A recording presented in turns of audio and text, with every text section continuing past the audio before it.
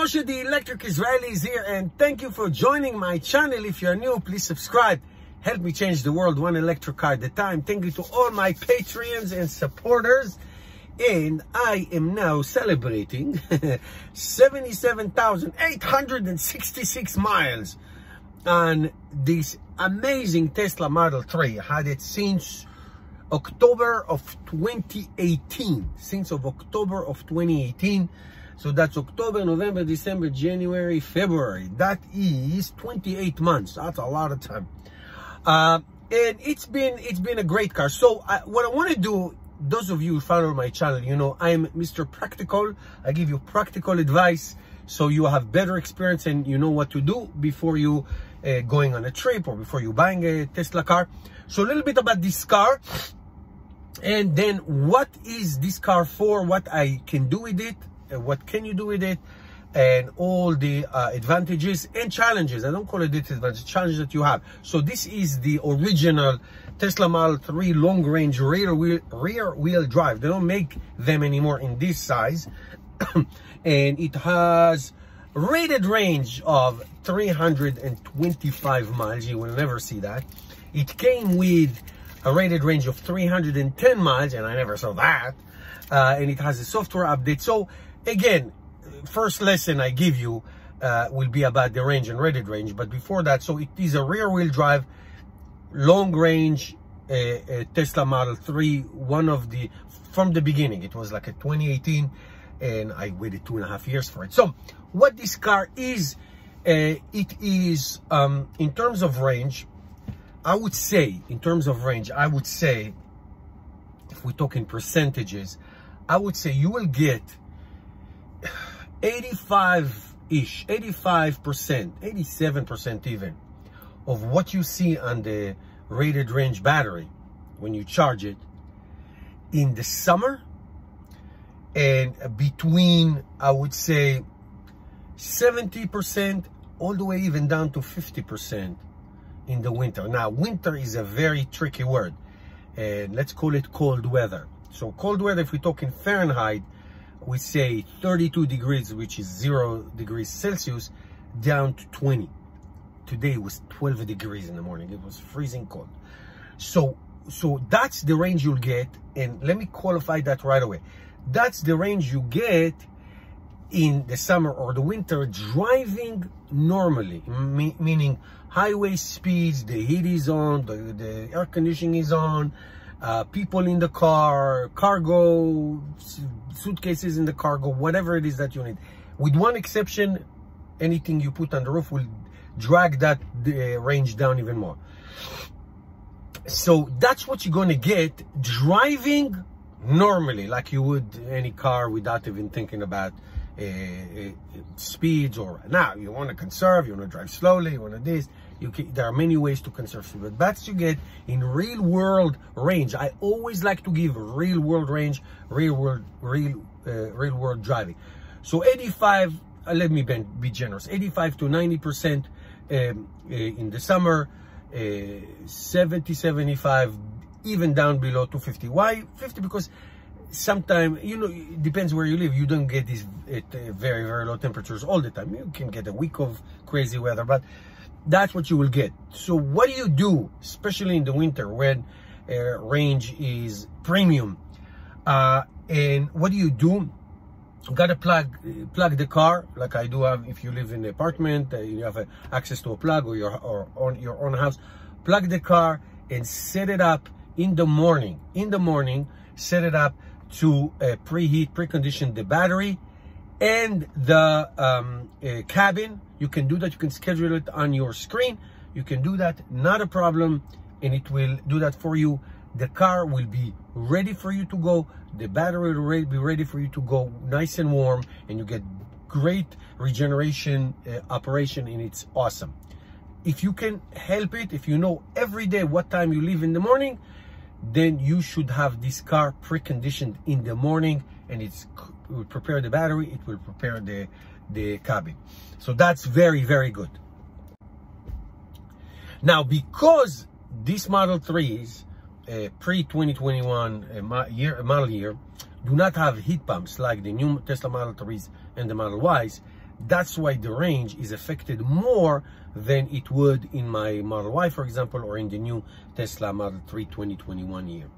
That's why this is an issue. So what I'm saying is that know these things. And by the way, even if you have a new Tesla Model Y, Model 3, do the same thing. Preconditioning the car in the winter, it is fabulous, fabulous, fabulous. So let's talk in miles. Just you know, normally if you charge for 100 miles, make sure, know that in the winter you get 70-75 miles for every 100 miles, and in the summer you get 80-85, even 90 miles for that charge. No problem. My wife, for example, drove to Maryland with the Model Y, which is really, really good.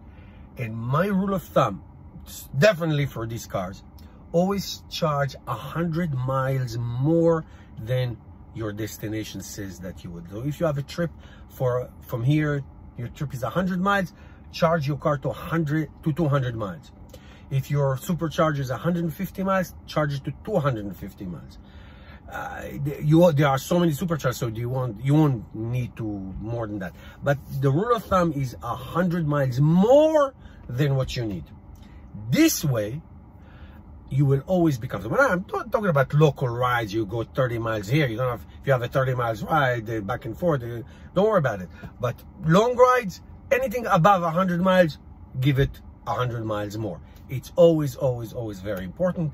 You will feel comfortable. You can drive normally. You can put the heat, no problem. You're not going to even think about it. You'll get to your destination, no problem. You get low, no problem.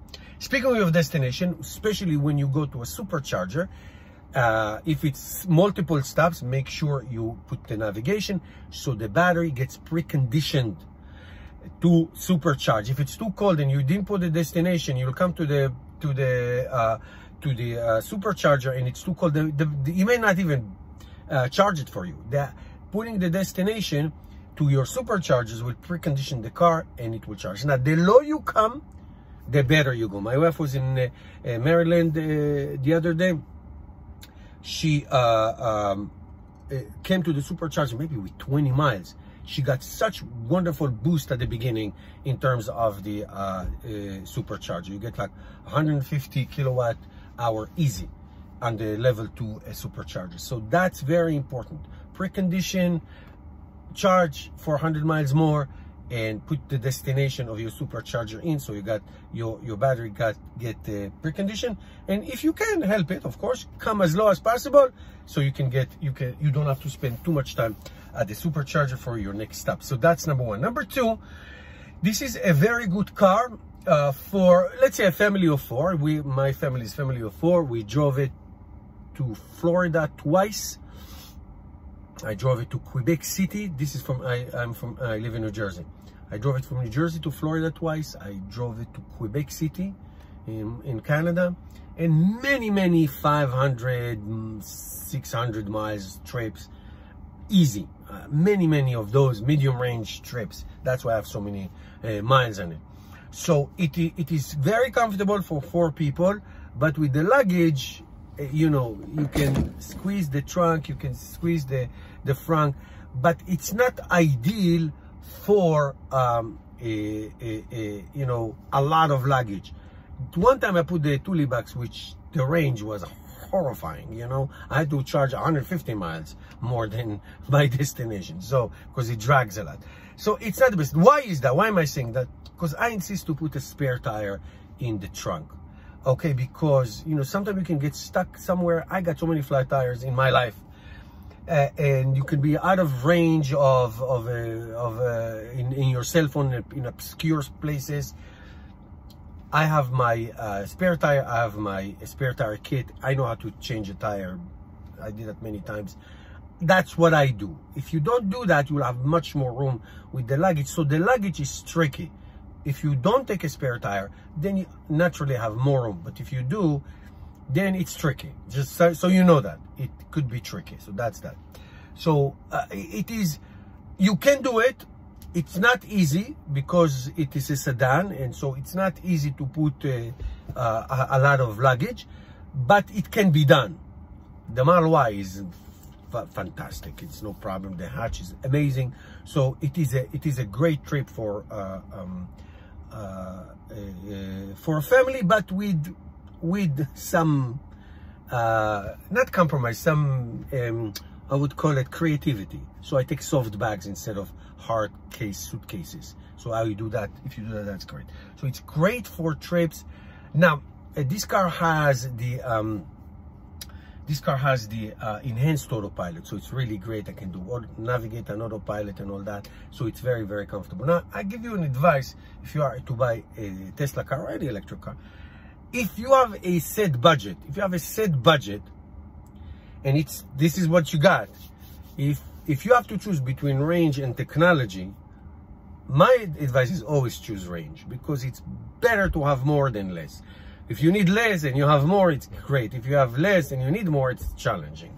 Okay? So always favor, my opinion, always favor range versus technology. So if you tell me $10,000 to buy the highest range Tesla versus full self-drive, I will choose the higher range.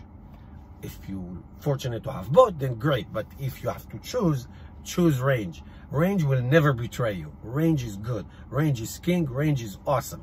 I always talk about it in many of my videos. Now, over the years, to almost 2.5 years in this car, many software updates and many technologies and many amazing things that only Tesla does. Nobody does this. Only Tesla does. So your car will get better, more fun. It's fast. It's amazing. And it's very, very practical. This is a Tesla. These Tesla cars can do everything that gasoline cars and 10 times better. The ride is smooth. The acceleration is amazing. The safety. Now let's talk about safety, and that will be the third thing that I want to talk to you, because that's the most important thing. So we talked about charging, we talked about trips and luggage and all that. The autopilot is the best way to drive and the safest way. All the studies that Tesla conducted, your chances to be safer driving is by using the autopilot. However, make sure that your hands on the wheel, you always alert. Sometimes it has all these glitches when it does phantom stopping, especially when you go under bridges or when it's not sure, the car doesn't show. It does it less, but it still does it. So be aware for sudden deceleration of the car. Be aware of that. Other than that, as soon as you can, when you're on the highway, put it on autopilot. It's relaxing, it's comfortable, and it's 10 times safer than a human driver. 100%. As many issues that I have with the autopilot and all these things that sometimes it happens, it's still by far better than a human driver. And this technology is what makes Tesla 10 years ahead of everybody else. It's just an amazing technology, how it does, and there's so much data that goes to Tesla, and what Tesla does while you own the car keeps improving it and keeps making it better. So these are the three main things. Now, is it the most comfortable car for a 50-plus-year-old man like me because it's slow?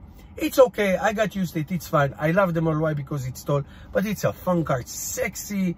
It's awesome. It's amazing. You would love it. It's great for young families. You can put car seats in the back. It's great. It's really, really great. Okay, guys, these are the 3 areas I wanted to cover. You more than welcome to ask me any question about this car. It's been an amazing ride on this wonderful Tesla Model 3 2018 19-inch wheels. Very, very nice. Thank you, guys. See you next time.